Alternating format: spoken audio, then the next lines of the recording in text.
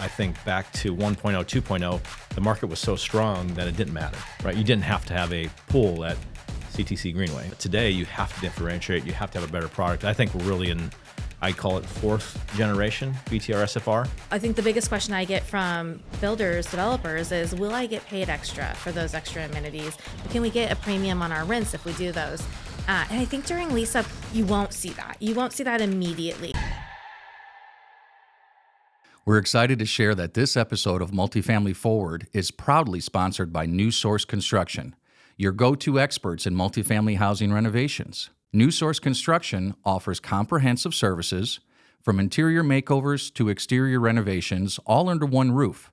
This means no more scrambling to find multiple service providers. They handle it all with excellence. Their commitment to building trust and delivering high-quality results on every project, regardless of size, sets them apart. Plus, their collaborative approach and effective budgetary management ensures a smooth, hassle-free experience. Ready to see what New Source Construction can do for your community? Visit newsourceconstruction.com to learn more. And thank you again to New Source Construction for their sponsorship.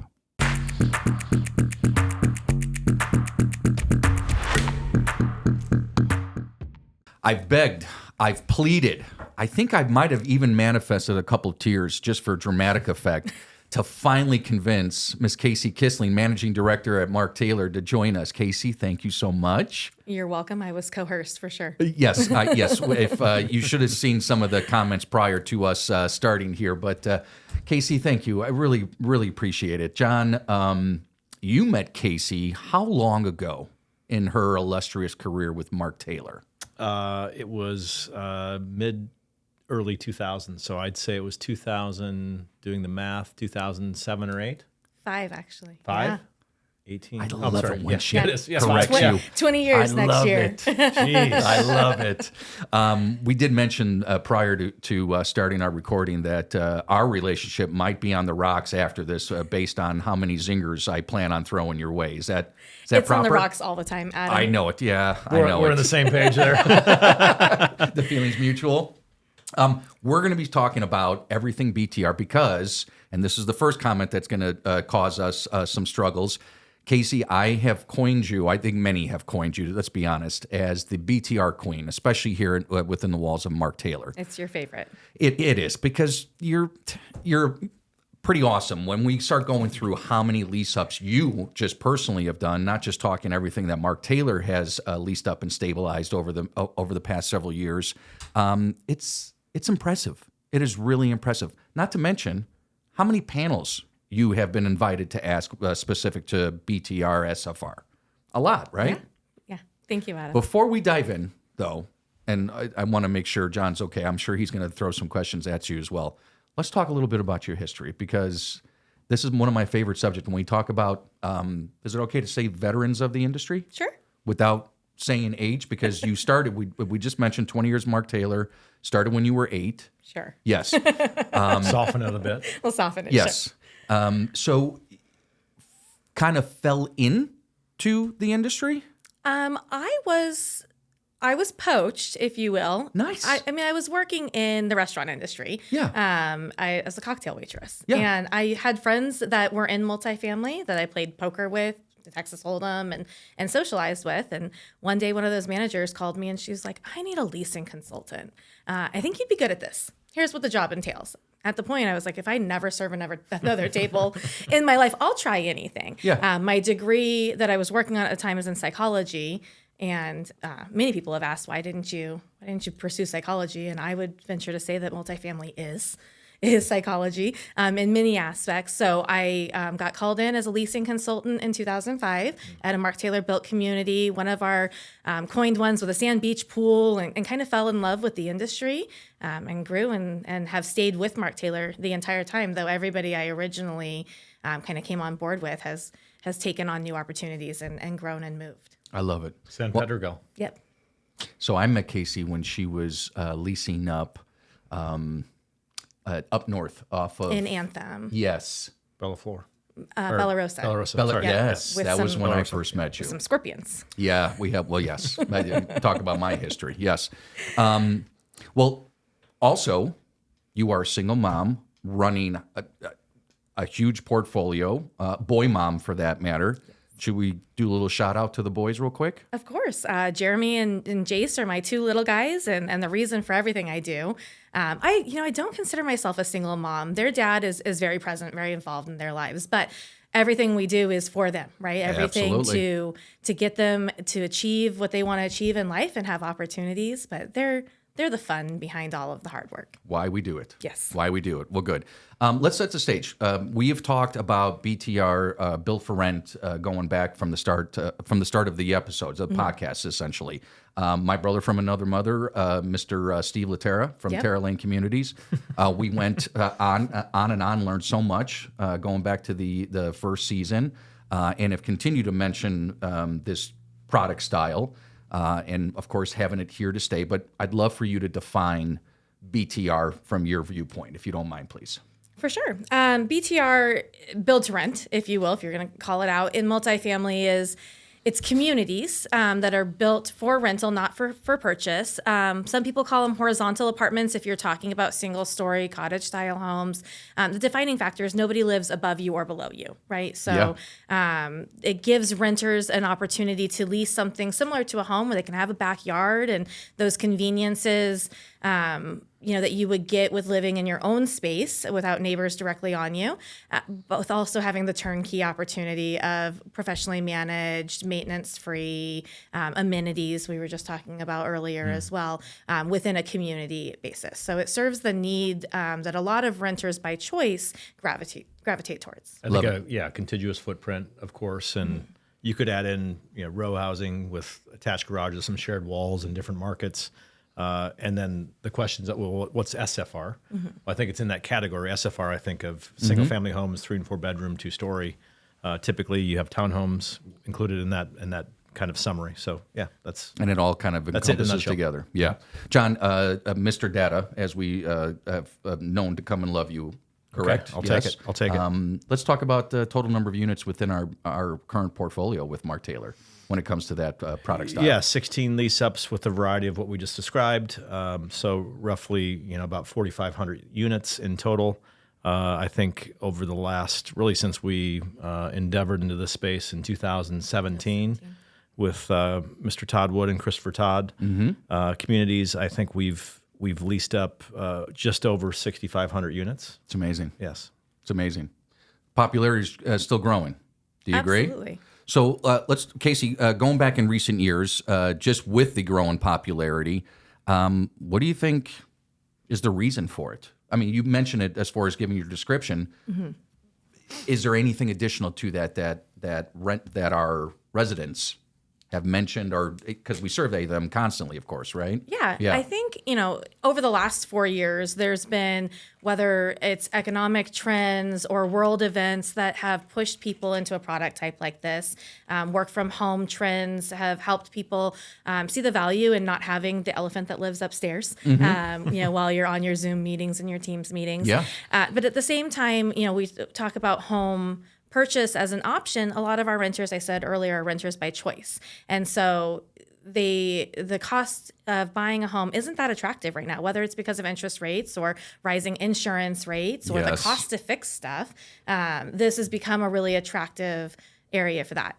And then a big focus of our renters are pets, whether they're emotional support animals or paying pet rent. It's a pet focused, I think, state in general, right? Pet owners are everywhere. And so having a dog door has become the standard of BTR, where they can have that convenience and not have their pets cooped up inside in an apartment all day.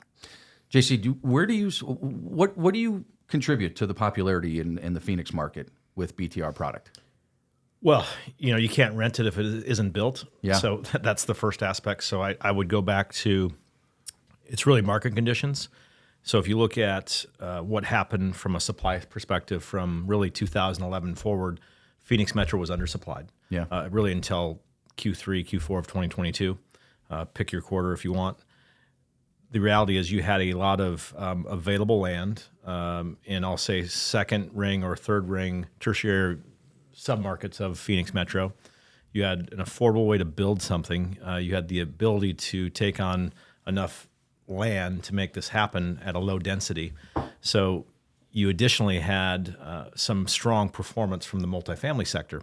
All of these things were really creating this momentum towards BTR. Factor in household formations, which were expanding beyond supply, the diminishing, I'll say, supply of single-family for sale product, and all of these things converged positively for the BTR space overall in SFR. So really, if you think back to Next Metro, Christopher Todd, the Bungalow Products, Cavan, all of those groups, timing-wise, 16, 17, 18, 19, 20, bringing on new product, mostly in the West Valley, right? If you looked at the map going back to the mid-2010s, it was primarily second ring West Valley, right? So Surprise down to I-10, West Glendale, into Goodyear, et cetera. So I think that's evolved, right? You're seeing more of it on the East Valley, but it's certainly in that second or third ring. And you had a component of undersupply, population growth, Phoenix being an in-migration hotbed. All of these things were factors.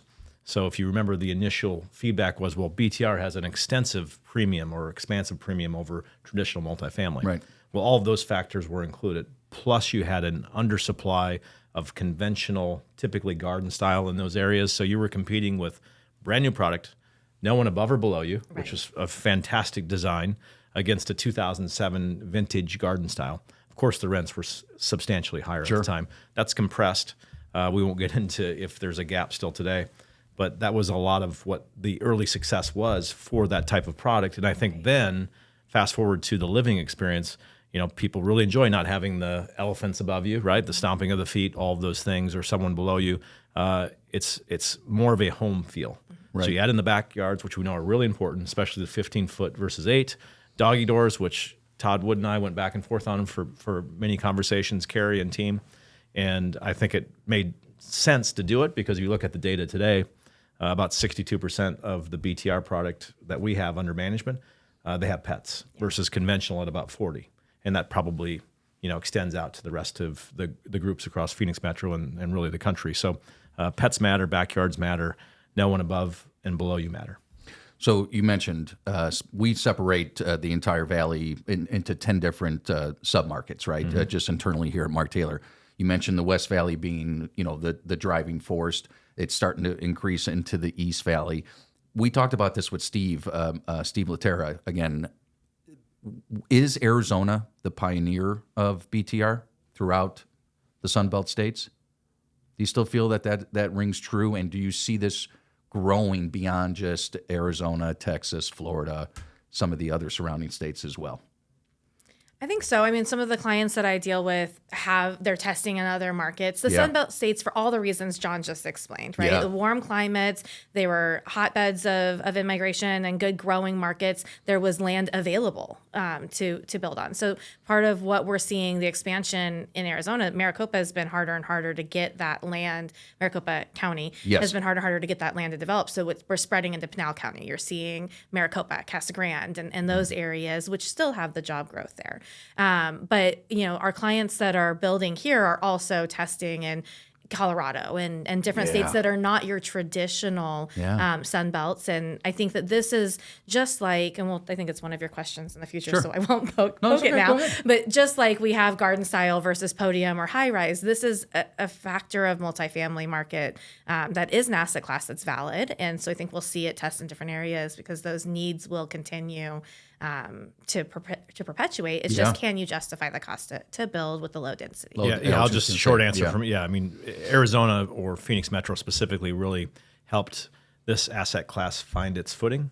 I'll include Texas and Florida, and now we're seeing it expand across many markets.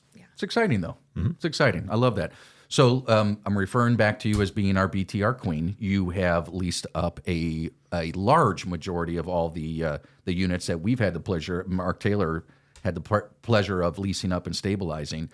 Do you have a secret sauce when it comes to leasing up BTR product? Is there anything that kind of separates it from traditional? Unpopular opinion? Sure. It's not that different. Nice. That could be the tagline. Nice. It's important to understand your market trends. It's important to understand what's coming in your submarket, supply, demand, the jobs, the trends within our economy. It's be proactive in pricing it and concessions. Don't be, 90 days behind what all of your competitors are doing and you're lagging, right? So the focus is on optimizing your revenue and absorbing units. That's true regardless of what asset type what. you're leasing up. So that's why I say it's not that different. Where I think it gets a little unique is it's really important to understand the needs of your demographic, understand your renter psychology. There's that psychology degree I said earlier, right? Yep. And so whether that's through surveying our residents or listening to feedback when they choose to lease here or somewhere else, and respond to that. So that we create communities that are sticky. We want them to stay. It's more like a home than a traditional apartment. We want them to settle in, create their roots, and they have really high retention rates when we do that. But again, all of those things could be said in any multifamily asset class. True. If you're paying attention and you're operating them. Yeah. Intentionally. No, I agree. I'm going to give you a loaded question on this one. Through the developer lens, is BTR a great idea? There's a lot of factors that roll into making that decision, of course. But I think the answer is in the capital chasing BTR. right. So that continues to be an extensive number from a development perspective. I think the question mark still today is what's the appetite from an acquisition perspective? So it's always been heavily weighted. We have a tremendous amount of capital available to build, and that's been the case specifically in Phoenix for a long time. And I'm being the newscaster now. I have my phone live here. Oh, yeah, absolutely. Wife's calling. She can wait. Hi, Stefani. Got off track there. But I think the question will be how will that ramp up as you start to see all the supply surge, stabilize ideally, and then move on from a merchant transaction perspective. So that's the question mark, without question. But I want to piggyback on Kaycee's comments. I really think the leasing up of BTR, it's really about fundamentals, understanding your demographics, but the fundamentals matter, right? So no different than high rise to BTR, you have to have the fundamentals in place. You have to have the right teams, the right marketing. And I think the key takeaway is you have to be flexible, right? Because in a lease up, it's a war, right? So you can get into the minutia of each battle, but you got to play the long game. You got to understand the pacing mechanisms of your lease up. You have to understand how you work through all of those pressure points of a lease up. New product just opens, right? New marketing strategy from a group down the street. All of these things you have to really dial in and see through the crystal ball what's going to happen. And I think what I love about Kaycee is she's able to see the future, right, from a lease up perspective. I think that's true. And you also have a great amount of data that you can access, but you also have the experience, so you can really navigate those conversations with clients who are sensitive because they have to be, because they have a big capital stack relying on them to make the right decisions, Right. so that if they're going to exit, they're getting the right returns for all of their investment, all of their equity, all of their groups, taking care of the lender, but also maintaining the quality of the life for the renter, Right. which is most important for us. So balancing all of those things is really hard. Kaycee juggles 27 balls with two hands. Yeah. It's really tough. Yeah. This is, again, another loaded question because it's hard to answer, not knowing what the future will hold, although you are the one that has the crystal ball from what Apparently. John just said. Yes. We talk to investors, developers, friends within our industry, right? Is BTR the new multifamily moving forward? I mean, do we have the availability to build that many communities moving forward because of the low density and the amount of land you need in Arizona? Is it going to overcome Garden? I don't think it'll overcome. Is it here to stay? Yes. Is Yeah. it part of multifamily for the future and ongoing? Absolutely. Land availability will always be a factor in the price of land, when you're developing those things.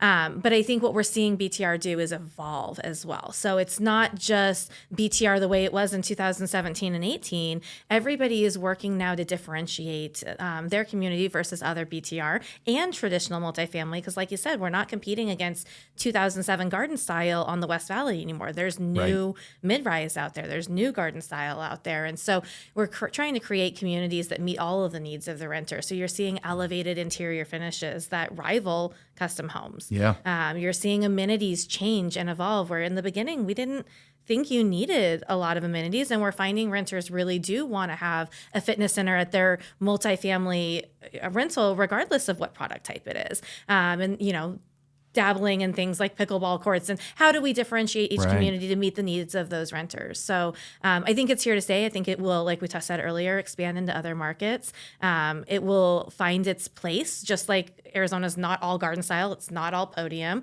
It's not going to be all BTR, but it'll take its market share. Yeah, a couple things. So I pulled up the survey summary from John Burns. They do a really nice job of BTR SFR. In terms of all over the country, really accessing from a survey perspective with operators, owners, to understand what residents want. So top 2 categories, and I think, and we were talking about this earlier, I think the amenities for pets gets pushed down because most of them all come with a doggy door, right? So it's not going to be front of mind when they're looking at that, but it was 34% was actually seeking they'd pay something more for this amenity, would be a fitness center. Which doesn't surprise us. And the second, we know that. Second one was, I think it was 27% was a pool spa. So, that fits with traditional multifamily. So think about the demographics. Yes, they like the style that they're renting or really, I'll say, aligning themselves with in terms of that rental. But the amenity space is still a similar, from a psychology perspective, that's what folks want. Yeah. So going back to, and from a generational perspective of what phase are we in from BTR SFR, I think back to 1.0, 2.0, the market was so strong that it didn't matter, right? You didn't have to have a pool at CTC Greenway. We could lease as many units as we wanted to. Today, you have to differentiate. You have to have a better product. I think we're really in, I call it 4th generation BTR SFR. And you're also starting to see groups really say, I can build townhomes, add some bungalows, do some traditional SFR, 3 and 4 bedrooms, all within one footprint. So it really looks like a large community, but it has a different product. Almost master type. plan, yeah. Yeah, master plan style. So I'm excited to see what 5.0 looks like, or 5th generation, but I think that's where we are today. Exciting. I'm going to go ahead. Sorry, Kaycee. The John Burns study, we've had the privilege of having communities participate in that study the last 2 years. So not only is it relevant to our communities and our demographic, but it's nationwide. Yeah. I think the biggest question I get from builders, developers is, will I get paid extra for those extra amenities? Can we get a premium on our rents if we do those? And I think during lease-up, you won't see that. You won't see that immediately because you have to absorb and you have to find your place in the market. It's a volume game. But I think it is really important when it comes to retention and to keeping the residents and having year-over-year increases on those renewal rates. And you'll see the value there on a stabilized deal, I think, a lot quicker than you will during lease-up. That's great. I'm going to toss one more, a final question up to both of you.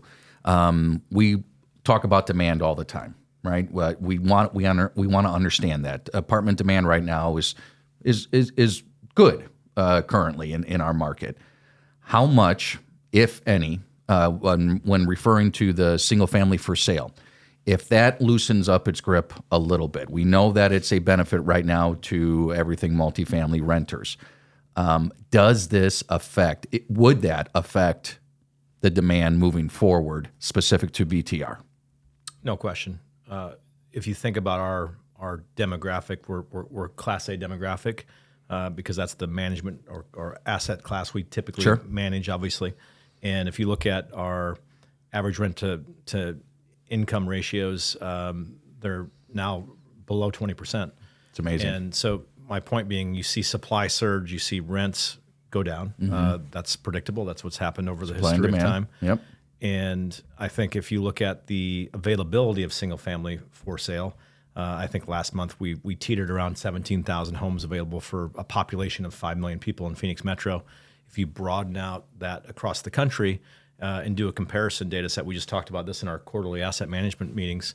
If you look back to 2005, kind of the peak pre-GFC of the single family bubble, you had 301 million people chasing 4 million available homes across the country for sale. Yeah. Today it's 340 million in terms of population, chasing less than 1 million homes for sale, and about 400,000 of those are under contract. So you see that big shift in terms of what's available for anyone that's trying to buy a home, and it's very difficult. And if you look at the supply side, permitting, single family perspective, it's limited based on what's needed to catch up. Right. And it's the outlying areas you too, really, right? I mean, yeah, you're going to be in the third ring. Yeah. And we did, this is anecdotal, but we had our quarterly meetings. So we had every manager and service manager within our portfolio in for portfolio meetings. We had 8 total, call it, 250 people-ish. No one raised their hand when I asked them if anyone's looking to purchase a home.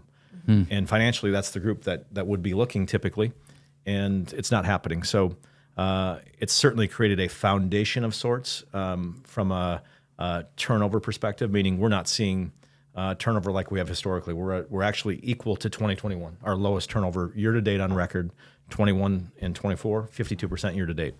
And I don't see that changing dramatically until you see rates go down significantly or you see supply go up significantly on the single family for sale side. No, that's great. Kaycee, anything you wanted to add? Our top 2 reasons for notice to vacate are moving out of state and buying a home. And that's throughout our entire portfolio, even with the limited inventory and kind of the constraints on the single family market at the moment.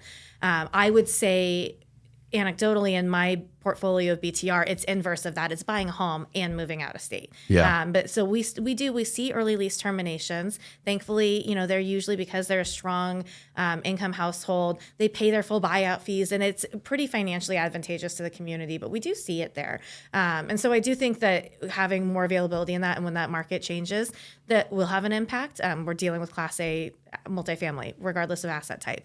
I think that what you will see in the future is the trends in insurance rates on single family homes, and just insurance in general will become another factor to consider on whether or not you're buying a home, because it certainly is more expensive than renter's insurance. Yeah, Say that again. I mean, it's the highest. It's up 26%-ish nationally for single family home insurance. That's an issue. Obviously, that bleeds into multifamily. Sure. But I will say from our demographic, we'll be the first to know because it's always been our number one category in normal times. And what's different this time is you typically see when you go into a contractionary environment like we are now in terms of supply exceeding demand, typically you have an exodus of home buyers with our Class A demographic.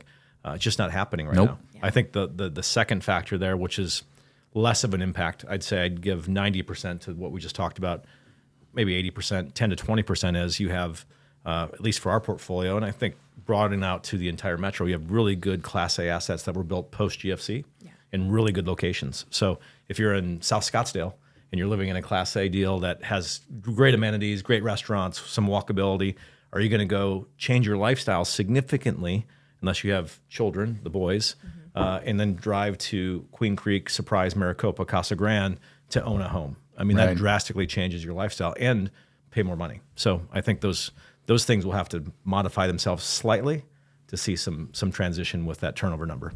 I love being a student listening to both of you. This is awesome. Thank you both. You can tell Kaycee, us the same thing. Well, appreciate that. Kaycee, thank you so much for doing this. Oh yeah, It's always a blast working right alongside you over the many, many years. So I know you know this already. We have a little tradition of what we're grateful for today. Okay. Would you like John to go first, or are you ready to give it a whirl? No, I can go. I knew you would. I knew you would. Casey's ready. She's like, I got stuff to do, Adam. Yeah. Stop talking, Adam. Let's move on. When I think about what I'm grateful for, it's really the little things. I've been really intentional, I'd say the last 6 months, on focusing on glimmers, those small moments when you realize you're enjoying something, you're at a moment of peace, something is just that blessing in front of you. And sometimes it's just watching my kids play with one another, or having dinner with a friend and good conversation. And when you sit back at the end of the week to remember all those tiny glimmers where you sat in it for a moment and enjoyed it, makes it really impactful to realize how good life is. JC? I'm going to throw some gratitude at Kaycee. Yes. So I love it when she's uncomfortable. All the words of affirmation. I love it when she's uncomfortable. Well, what I can say, and something I've focused on probably for several years now, is just, you can get so focused on your day, your goals, personal, professional, the work, the 80-hour week, whatever it is, right? And you can just easily just kind of go about your day and just say, hey, Adam, how you doing? Brian over there taking care of the whole show, Kaycee. But it's when you stop and just take those moments to get to know someone better. And what I've loved about Kaycee and getting to know her better, and it's been a long time we've known each other, but I feel like I've accelerated that. We've accelerated our relationship in terms of understanding, who's Kaycee, not who's Kaycee, the lease-up queen, but who's Kaycee, behind the Mark Taylor curtain? And I can tell you she's a special person. Yes, so she is. I've really enjoyed getting to know her. She's a Sagittarius like my wife, which helps me understand some of the trigger points with Kaycee, and positive and negative. But I've really grown to appreciate Kaycee for who she is. Nothing to do with work, just her as a human being. I'm gonna jump on this Kaycee bandwagon right now. Come on. I got actually two things. One, I'd get in a lot of trouble if I didn't mention it. Today is my mother's birthday, Marina Greco. Happy birthday. We won't share how old you are, but she did have me when she was 22. I'm 48, about to turn 49. You can do the math later. Sorry, Mom. But secondly, Kaycee, going back, I remember San Norterra, when you opened San Norterra and you gave me a call and told me to come on up. Yeah. I've been, of course, 20 years. Knowing Kaycee, like you just mentioned, it was last year or was it 2 years? It was 2 years ago. We were in Vegas for a conference. Oh. And we had a couple special nights. Yes, I'm not sharing anything, but where's this going? Even though we've been friends for a while, that was, again, you just opened up a couple of those pedals for us to just see. You were a blast. John cornered me in the parking lot a few years ago and said, Kaycee, I need you to break open your steel cage a little bit more for us and let us get to know you. So he always pushing us into our uncomfortable places. But I appreciate that. It's good self-awareness for me to not be as structured sometimes. And Vegas is always a good place to let loose a little bit and get to just know each other on a more personal level. So always a blast. Always a blast. Thank you, Sin City. Sin City. Kaycee Kisling, John Carlson, Adam Greco. Don't forget, if you want more information and have it at your fingertips, don't forget Multifamily Metrics. In fact, we just released currently under construction and excess inventory. So if you want specifics on where some new BTR developments are delivering, of course, subscribe. Go to mark-taylor.com/consulting. Let me try that one more time. mark-taylor.com/consulting, and you can sign up for this subscription there. But thank you again, Kaycee, JC, Adam. Multifamily Forward, presented by Mark Taylor Residential. Thanks, Adam. Thank you.